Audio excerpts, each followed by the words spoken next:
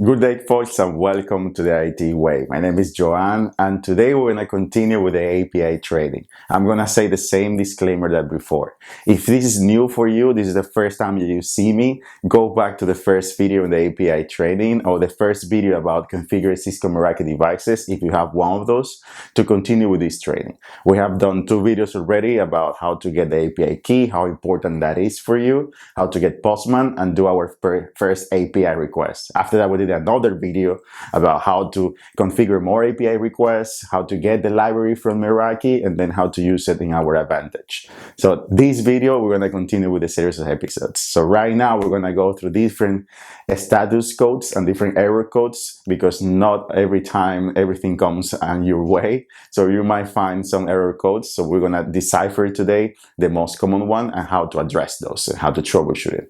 If you'd like to know more about how to implement, how to configure features, or even troubleshoot tips in Cisco Meraki devices, you can come here. This is our playlist for a Cisco Meraki training from zero to hero, where you're going to learn all these aspects in the way.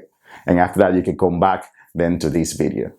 This time, we're going to use the same thing, just the API key, the Postman, and the API library to make some API requests differently. So there's nothing else that you need to understand better. So mentioned in the previous one as well, I'm going to try to make it as simple as possible, so you're not going to hear or read any scientific literacy or any scientific terms for you to continue. This is a hands-on exercise and training, so for you to step up a little bit about your API experience. So let's go to the dashboard and Postman and let's start configuring.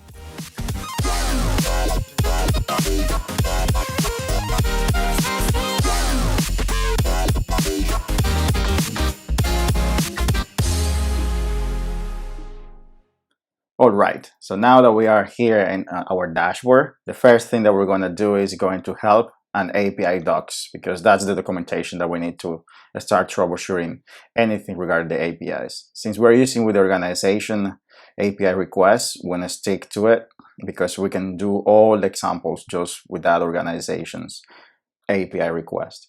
After that, go into our Postman. Postman here, we can see that we have this information and the library that we discussed before. And then going to our documentation in the API, the Cisco Meraki dashboard API documentation, what we're going to go through is the main or the most important status and error codes that is showing here. I'm not going to give you a bonus as well, one that is not here at the end.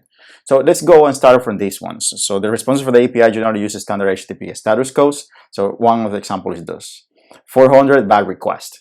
Let's do this one first. You did something wrong. It means that it was a malformed request or a missing parameter. How can we verify that? Let's start from the beginning. If we do a get, let's do the get for the organization that we know. Return the devices on the inventory or return an organization. This was the one that we did, the list of the organizations that use a privilege on. So in this one, we're going to try and do it again, the same. API version 1/organizations. If you have your API key in place, everything should be fine. If you click send, you have the 200 OK. So that's the status. That's where you see that error code. Since everything is fine, the documentation says that you're going to have the 400 when there is a malformed request or a missing parameter. So if we can go back to the documentation, let's find one API request that needs a parameter. So if you remember the last one that we did, create a new organization, there is a need of that parameter. So let's try and do that. I'm gonna try and remove this from get to post because I'm gonna create a new organization. I'm gonna leave exactly the same thing. And the parameter where I should put the name here, I'm not gonna add anything to see what happens. You can see that the status changed to 400 bad requests, and it's because the error message shows it here. The following required parameters are missing. So you're going to see that error message most likely when you create or you're trying to make a request with a post or a put, when you try to add or change something, but you didn't add the parameter. That's why it's very important. If you are looking here in the API docs, ensure that you understand what are the parameters that you need.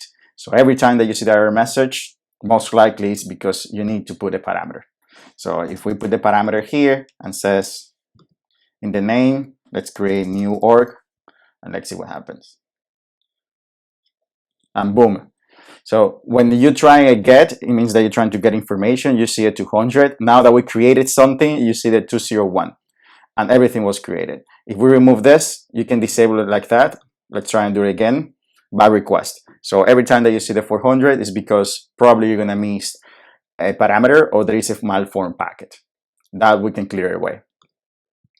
The second one is the 403 forbidden. So when do you see that? When you don't have permission to do that. So unfortunately, the API key that I'm using right now has permission as full admin. So what I did is create a new profile with the different privileges. So the other one that I created is just for full, is in org, but it's not to remove or change anything. So it's a read-only admin.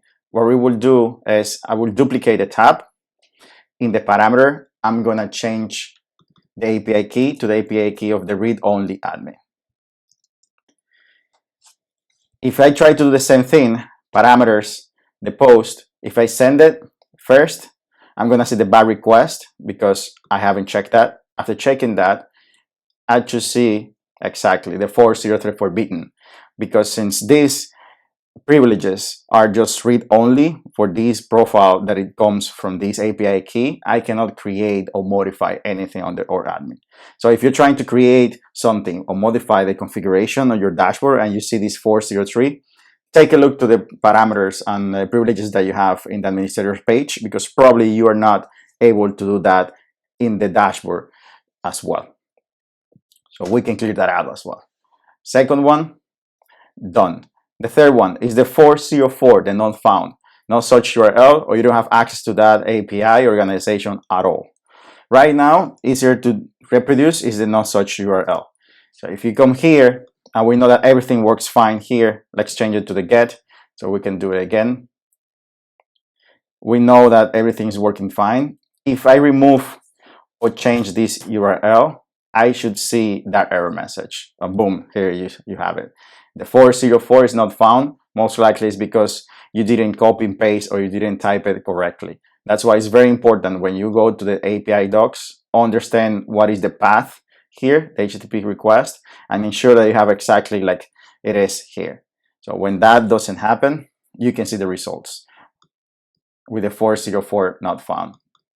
So the first clue is this: try to ensure that you type it correctly. We can clear that out as well. And the next one, and the last one here, is 429, too many requests. It means that you sent more than 5 calls in just 1 second to that organization.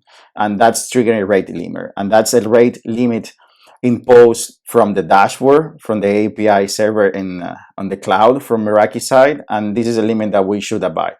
And you can see here that says in the node, call volume is limited to 5 calls per second per organization. And that's a limit that you have to abide. So that is going to happen, or you're going to see it if you have a script when you are requesting a lot of things at the same time. You can see 5 calls in 1 second.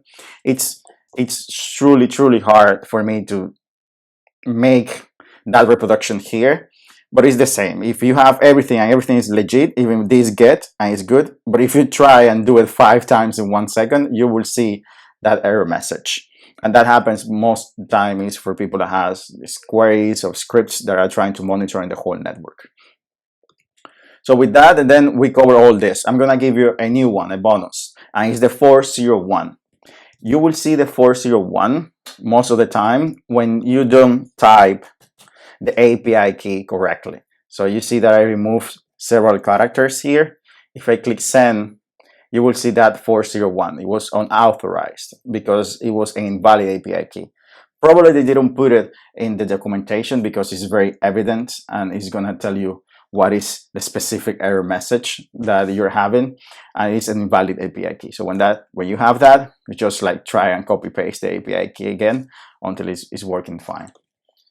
Let me try and copy paste again so we can have it. Good, so that was the problem.